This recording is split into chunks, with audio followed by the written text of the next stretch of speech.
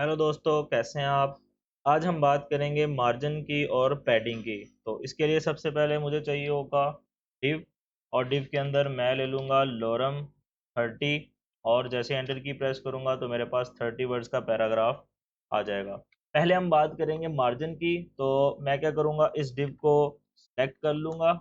तो इसे मैं बॉर्डर दे दूंगा ताकि हमें पता चले जो हमने डिव लिया है उसकी बाउंड्री क्या है। तो यहाँ पे इसे मैं पहले बॉर्डर दे दूंगा, बॉर्डर 2px। के बाद सॉलिड। और उसके बाद मैं इसे कलर दे दूंगा, कोई सा भी कलर दे सकते हैं। मैं इसे ग्रीन कलर दे देता हूँ। इसे पहले ओपन विद लाइव सर्वर करते हैं। तो मेरे पास एक पैराग्राफ आ चुका है और साथ में उसे बॉर्डर भी 2px का मिल चुका है। अब मैं इसे मार्जिन देना चाहता हूँ। मार्जिन से क्या होगा, ये जो हमारा पैराग्राफ है और इसकी जो बाउंड्री है ग्रीन कलर की, अगर मैं मार्जिन टॉप दूंगा तो पूरे डिव को ऊपर से स्पेस मिल जाएगी। अगर मैं मार्जिन राइट करूंगा तो इसे यहाँ से स्पेस मिल जाएगी। अगर मैं लेफ्ट करूंगा तो इसे यहाँ से स्पेस। तो अगर मैं इसे मार्जिन देता हूँ, मार्जिन टॉप। और मार्जिन टॉप में मैं इसे वैल्यू दे दूंगा 70px। तो इसे ऊपर से 70px का मार्जिन मिल जाएगा, 70px की स्पेस मिल जाएगी इस पूरे डिव को। उसके बाद अगर मैं चाहता हूँ कि इसे लेफ्ट से भी वैल्यू मिल जाए, लेफ्ट से भी स्पेस मिल जाए, तो इसे मुझे देना पड़ेगा मार्जिन लेफ्ट। और लेफ्ट में मैं इसे दे दूंगा 50px। तो लेफ्ट से भी इसे 50px की स्पेस मिल चुकी है। अगर मैं राइट पर भी देना चाहता हूँ तो मैं लिखूंगा मार्जिन राइट, मार्जिन राइट। तो राइट पर मैं इसे वैल्यू दे दूंगा 60px। तो इसे राइट पर भी 60px की मार्जिन मिल चुकी है। अब आप ये जो px यहाँ पे लिख रहे हैं, आप अपनी मर्जी से pt में भी वैल्यू दे सकते हैं। उसके अलावा आप इसे cm में भी वैल्यू दे सकते हैं। और भी बहुत से हैं जिसमें आप इसे वैल्यू दे सकते हैं, ठीक है। तो यहाँ पे मैं इसे फिलहाल वैल्यू दूंगा px में। उसके अलावा इसे हम बॉटम में भी मार्जिन दे सकते हैं। तो मार्जिन बॉटम करूंगा, लेट से यहाँ पे मैं लिख देता हूँ 100px। यहाँ पे बेसिकली अगर कोई और एलिमेंट होता, कोई और हमारे पास टैग होता, डिव टैग होता, तो उसमें हमें यहाँ पे जब मैं बॉटम में वैल्यू देता तो हमें इजीली पता चलता कि बेसिकली यहाँ पे बॉटम में भी स्पेस मिल चुकी है इसे 100px की। अब ये जो हमने मार्जिन टॉप लेफ्ट राइट और बॉटम लिखा है, इसे हम शॉर्ट फॉर्म में भी लिख सकते हैं। तो इसे एक लाइन में लिखने के लिए हम क्या करेंगे, इस सारे को यहाँ से रिमूव कर देंगे और हम जस्ट लिखेंगे मार्जिन और साथ में वैल्यू दे देंगे इसे हम 30px। 30px और साथ में वैल्यू दे देंगे 50px, साथ में 70px, 70px और 100px। अब यहाँ पर हमने 4 वैल्यूज दी हैं, 30px, 50px, 70px और 100px। ये जो पहली वैल्यू है 30px, ये बेसिकली टॉप में मार्जिन देने के लिए होता है। उसके बाद जो 50px है, सेकंड वैल्यू होगी राइट में मार्जिन देने के लिए। उसके बाद ये जो 70px है, थर्ड नंबर पे, ये होगा बॉटम में वैल्यू देने के लिए। फिर उसके बाद लेफ्ट पे वैल्यू देने के लिए लास्ट पे हम मार्जिन देंगे। तो ये एक तरह से क्लॉकवाइज चलता है, सबसे पहले टॉप, फिर उसके बाद राइट, फिर बॉटम और फिर लेफ्ट। तो ये आप देख सकते हैं, इसे मार्जिन टॉप पे मिला 30, फिर उसे राइट पे मिला 50 और बॉटम में मिला 70। हमने यहाँ पे 70 दिया था बॉटम में, और फिर हमने 100px दिया लेफ्ट पे। क्या अगर मैं देता हूँ इसे राइट पे, इसकी वैल्यू बढ़ाता हूँ, तो राइट के लिए हमें क्या करना पड़ेगा, यहाँ पे देना पड़ेगा। तो इसे मैं 100px यहाँ पे दे दूंगा। तो इसे राइट पर भी 100px की वैल्यू मिल जाएगी। अगर मैं जस्ट 3 वैल्यूज देता हूँ, जो फर्स्ट पे वैल्यू है 30px, ये हो जाएगी टॉप पे। उसके बाद सेकंड वाली 100px, ये वैल्यू मिल जाएगी लेफ्ट और राइट पे।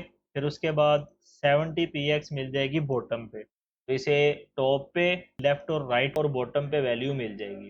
लेट्स से अगर मैं ये 70px वैल्यू नहीं देता तो इसका मतलब क्या होगा, टॉप और बॉटम में मुझे 30px मिल जाएगा और लेफ्ट और राइट पर मुझे 100px का मार्जिन मिल जाएगा। ठीक है। तो टॉप और बॉटम में 30px। तो अगर मैं इसे बढ़ाता हूँ 30 को, अगर मैं इसे 50 करता हूँ, तो 50 करने से मुझे टॉप और बॉटम में 50px का मार्जिन मिल जाएगा। अगर मैं इसे 100 करता हूँ तो आप क्लियरली देख सकते हैं कि मुझे टॉप पर 100 px का मार्जिन मिल चुका है, और लेफ्ट और राइट पे मुझे कितना मार्जिन मिला, 100 px का। अगर मैं इसे 200 px करता हूँ तो लेफ्ट और राइट पे मुझे 200 px का मार्जिन मिल जाएगा। अब इसके अलावा अगर मैं ये जो 200 px है इसे यहाँ से रिमूव कर देता हूँ, तो जस्ट मार्जिन और एक वैल्यू देने से क्या होगा, टॉप बॉटम लेफ्ट और राइट पर मुझे सेम मार्जिन मिल जाएगा। यानी कि टॉप और बॉटम में भी मुझे 100 px मिल जाएगा और लेफ्ट और राइट पर भी मुझे 100 px मिल जाएगा। अब यहाँ पे अगर मैं ऑटो लिखता हूँ, एक होता है मार्जिन ऑटो। मार्जिन ऑटो में क्या होगा, जो भी मैंने डिव लिया होगा वो मुझे सेंटर में मिल जाएगा, हॉरिजॉन्टली सेंटर में, यानी कि एक्स एक्सिस के अलोंग मुझे सेंटर में मिल जाएगा। पहले इसे हम कंट्रोल एस करते हैं और चेक करते हैं। तो यहाँ पे पहले हम पहले विड्थ देते हैं ताकि हमें क्लियरली पता चले मैं कहना क्या चाहता हूँ। तो इसे हम पहले विड्थ देंगे, विड्थ 500 px। मेरे पास एक डिव था तो डिव में मैंने विड्थ दी 500 px, तो मेरी जो ये जो कंटेनर होगा वो 500 px का बन जाएगा। लेकिन वहाँ पे मैंने वैल्यू दी थी मार्जिन ऑटो, ठीक है। अगर मैं इसे यहाँ से कमेंट कर देता हूँ, अगर मैं मार्जिन ऑटो नहीं देता तो आप देख सकते हैं जो मेरा कंटेनर था वो लेफ्ट साइड पे जा चुका है। अगर मैंने अपने कंटेनर को या अपने एलिमेंट को सेंटर में करना है, हॉरिजॉन्टली सेंटर में करना है, तो उसके लिए मुझे क्या करना पड़ेगा, मार्जिन ऑटो लिखना पड़ेगा। तो मार्जिन ऑटो लिखने से मेरा जो टैग होगा, मेरा जो डिव होगा वो सेंटर में आ जाएगा। अब यहाँ पे एक होता है margin margin left, margin left, और लेफ्ट में मैं इसे वैल्यू दे दूंगा 200 px। और उसके बाद इसके लिए हमें क्या करना पड़ेगा, यहाँ पे एक डिव के अंदर एक p टैग लेना पड़ेगा। तो डिव के अंदर मैं क्या करूँगा, एक p टैग ले लूँगा, और p टैग के अंदर मैं इसे क्लास दे दूंगा, क्लास हम इसे दे देंगे पैरा। बात क्लियर हो गई। तो ये जो इसका क्लोजिंग टैग है इसे मैं यहाँ से कॉपी करूँगा और अपने पैराग्राफ के लास्ट पर मैं इसे पेस्ट कर दूंगा। अब मेरे पास एक डिव है और डिव के अंदर एक चाइल्ड पी टैग है, और उसके अंदर मैंने पी टैग के अंदर एक पैराग्राफ लिखा हुआ है। ये जो मैंने डिव लिखा है ये डिव इस सारे के ऊपर अप्लाई होगा। पहले हम अपनी आउटपुट चेक करते हैं। मेरा जो डिव था उसे मार्जिन लेफ्ट मिल चुका है, कितना, 200 px का, ठीक है। तो यहाँ पे मैंने मार्जिन लेफ्ट लिखा था 200 px। अब हमारे पास बेसिकली मार्जिन में इनहेरिट प्रॉपर्टी भी होती है। तो इनहेरिट प्रॉपर्टी को डिस्कस करने के लिए हम क्या करेंगे, हमने जो पी टैग में क्लास ली थी उसे हम यहाँ पे सिलेक्ट करेंगे। पी टैग के अंदर मैंने अप्लाई की थी क्लास, तो पी डॉट पैरा, पैरा नाम से मैंने एक क्लास यहाँ पे ली थी, ठीक है, पैरा। तो वो मैंने क्लास अप्लाई की थी पी में, तो पी डॉट पैरा आ जाएगा। और इसके अंदर मैं क्या करूँगा, मार्जिन लेफ्ट इनहेरिट। तो इससे होगा क्या, ये जो मैंने मार्जिन लेफ्ट यहाँ पे दिया था वो मुझे यहाँ पे मार्जिन लेफ्ट इनहेरिट लिखने से सेम वैल्यू, यहाँ पे 200 px की वैल्यू थी, सेम वैल्यू मुझे यहाँ पर भी मिल जाएगी। जो मेरा पैराग्राफ था उसे भी 200 px का मार्जिन मिल जाएगा। लेकिन आप लोगों ने एक बात याद रखनी है, ये इनहेरिट वाली वैल्यू तभी काम करेगी जब किसी टैग के अंदर कोई दूसरा टैग एज अ चाइल्ड आएगा। एक टैग के अंदर यहाँ पे पी टैग हमने यूज़ किया था, तो इस वजह से वो जो डिव टैग की प्रॉपर्टी थी वो इसे भी मिल गई।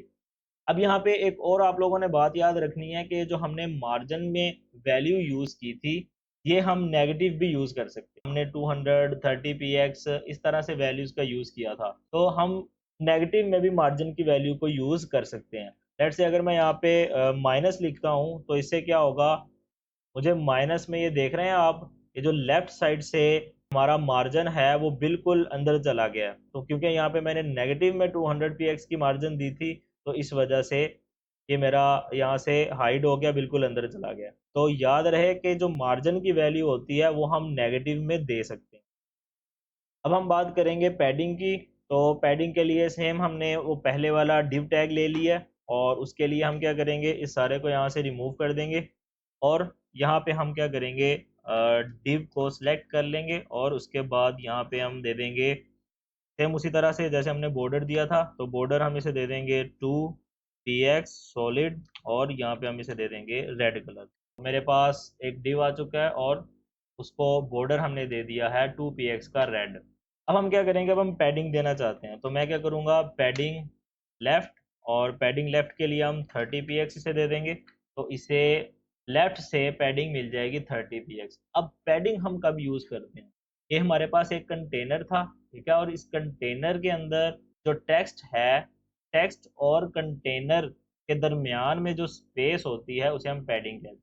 ये टेक्स्ट है, टेक्स्ट के दरमियान और इस ये जो कंटेनर हमें रेड कलर का नज़र आ रहा है, मैं चाहता हूँ इनके दरमियान स्पेस ऐड करूँ, तो स्पेस ऐड करने के लिए हम पैडिंग का यूज़ कर सकते हैं। तो मैंने जस्ट पैडिंग लेफ्ट लिखा था, तो मुझे लेफ्ट साइड से पैडिंग मिल गई। उसके बाद अगर मैं लिखता हूँ पैडिंग टॉप, और पैडिंग टॉप इसे मैं 100px दे देता हूँ, तो मुझे टॉप पर भी 100px की पैडिंग मिल जाएगी। उसके बाद मैं इसे पैडिंग दे दूंगा बॉटम, और बॉटम में मैं इसे दे दूंगा 40px। उसके साथ साथ हम इसे पैडिंग दे देंगे पैडिंग राइट, पैडिंग राइट में हम इसे दे देंगे 60px, तो इसे राइट से 60px की मिल जाएगी और बॉटम से 40px की वैल्यू मिल जाएगी। तो ये जो हमने अलग से padding left, padding top, padding bottom, padding right लिखा है, तो ये हम सेम चीज़ सेम उस तरह कर सकते हैं जिस तरह हमने मार्जिन के लिए किया था। तो मार्जिन के लिए हमने किया था पैडिंग, और इस तरह से हम वैल्यू दे सकते हैं 20px, 50px, उसके बाद 40px और 50px। तो सेम ये भी उसी तरह से काम करेगा। पहली वैल्यू होगी वो हमारी टॉप पे आएगी, सेकंड वैल्यू हमारी राइट के लिए होगी, थर्ड वैल्यू बॉटम के लिए होगी और फोर्थ वैल्यू लेफ्ट के लिए होगी। तो बॉटम पे, टॉप पे, लेफ्ट और राइट पे हमें वैल्यूज़ मिल जाएंगी। अब सेम उसी तरह से अगर मैं एक को रिमूव कर देता हूँ, अगर यहाँ पे हम 3 वैल्यूज़ का यूज़ करते हैं, तो पहली वैल्यू होगी टॉप के लिए, सेकंड वैल्यू होगी लेफ़्ट राइट के लिए। याद रहे जो सेकंड वाली वैल्यू है वो लेफ़्ट राइट दोनों के लिए होगी, ठीक है। सेम उसी तरह से मार्जिन में भी यही था, जो सेकंड वैल्यू थी वो लेफ़्ट और राइट दोनों के लिए थी। उसके बाद जो थर्ड वैल्यू होगी वो हमारी होगी बॉटम के लिए। तो फोर्थ वैल्यू का मतलब क्या होगा, लेफ़्ट वैल्यू। तो यहाँ पे हमें टॉप पे मिल जाएगी, लेफ़्ट राइट पे मिल जाएगा 50px, और बॉटम में भी हमें वैल्यू मिल जाएगी। अगर मैं यहाँ पे थर्ड वाली वैल्यू को रिमूव कर देता हूँ, तो मुझे टॉप और बॉटम में ये मिल जाएगी और लेफ़्ट राइट पे ये मिल जाएगी। टॉप में मुझे टॉप और बॉटम में सेम मिल गई जो फर्स्ट पे वैल्यू थी, और सेकंड वाली लेफ़्ट और राइट दोनों पे मिल गई। उसी तरह से अगर मैं 50 को रिमूव कर देता हूँ, जस्ट एक वैल्यू का यूज़ करता हूँ, तो मुझे टॉप, बॉटम और लेफ़्ट राइट में सेम वैल्यू मिल जाएगी। अब यहाँ पे एक बात याद रहे कि पैडिंग में हम वैल्यू माइनस में नहीं दे सकते, पैडिंग में हम वैल्यू माइनस में नहीं दे सकते। मार्जिन में हमने वैल्यू माइनस में दी थी क्योंकि उसमें अलाउ है, मार्जिन में हम माइनस में वैल्यू दे सकते हैं, लेकिन पैडिंग में हम माइनस में वैल्यू नहीं दे सकते। हमारी जो आउटपुट है वही आएगी जो हमने यहाँ पे अगर पैडिंग ज़ीरो देते हैं, ज़ीरो देने से भी सेम आएगी, ठीक है, और -20 देने से भी हमारा आंसर जो है वो सेम आएगा। वो क्यों? वो इसलिए है क्योंकि माइनस में वैल्यू पैडिंग में अलाउ नहीं है। हमारे यहाँ पे एक चीज़ रह गई थी मार्जिन में जो मैंने डिस्कस नहीं की। तो यहाँ पे पहले हम H1 ले लेंगे और यहाँ पे लिख लेंगे हेडिंग 1, और H2 ले लेंगे और यहाँ पे लिख लेंगे हेडिंग 2। मार्जिन कोलैप्स की हमने बात करनी थी, तो यहाँ पे H1 को हम दे देंगे मार्जिन, मार्जिन दे देंगे इसे हम 0, 0, और जो थर्ड नंबर पे हम मार्जिन देते हैं वो हमें मिलता है बॉटम में, तो इसे मैं दे दूंगा 70px, और लेफ्ट साइड पर हम इसे दे देंगे 0। ठीक है, बात क्लियर होगी। तो हम अपनी आउटपुट चेक करते हैं, तो हेडिंग 1 को हमने बॉटम में मार्जिन दिया था 70px। उसके बाद सेम चीज़ हम कॉपी करेंगे और नीचे भी पेस्ट कर देंगे, और यहाँ पे हमारे पास H2 था, तो इसे हम कर देंगे H2। ये जो फर्स्ट वाली वैल्यू है, यानी कि मैं टॉप में अब वैल्यू देना चाहता हूँ, तो टॉप में मैं दे दूंगा इसे 30px, और बाकी मैं सारे कर दूंगा 0। तो H1 को बॉटम में मार्जिन मिल जाएगा 70px का, और H2 को टॉप में 30px का मिल जाएगा। यहाँ पे आपने एक बात नोट की होगी, हमने जो मार्जिन दिया था H1 को, सेम वही रिजल्ट हमें यहाँ पर भी मिल रहा है। जो हमने H2 को 30px का मार्जिन दिया था वो हमें यहाँ पर नज़र नहीं आ रहा, ठीक है। यहाँ पे मैं दोबारा से आपको करके दिखाता हूँ। अगर मैं इसे कमेंट कर देता हूँ तो मेरा जो आंसर होगा वो सेम आएगा। वो इसलिए कि हमारा जो मार्जिन है वो कोलैप्स हो गया, यानी कि हमारा जो टोटल मार्जिन था बॉटम में 70 px और टॉप में 30 px, इसे ऐड होकर 100 px बनना चाहिए था, लेकिन ऐसा नहीं हुआ। हमें जस्ट 70 px का मार्जिन मिला जो कि हमने हेडिंग 1 को दिया था, लेकिन हेडिंग 2 वाला जो हमने टॉप में दिया था 30 px, वो हमें नहीं मिला। आज की वीडियो में बस इतना ही, मिलते हैं नेक्स्ट वीडियो में, तब तक के लिए अल्लाह हाफिज़।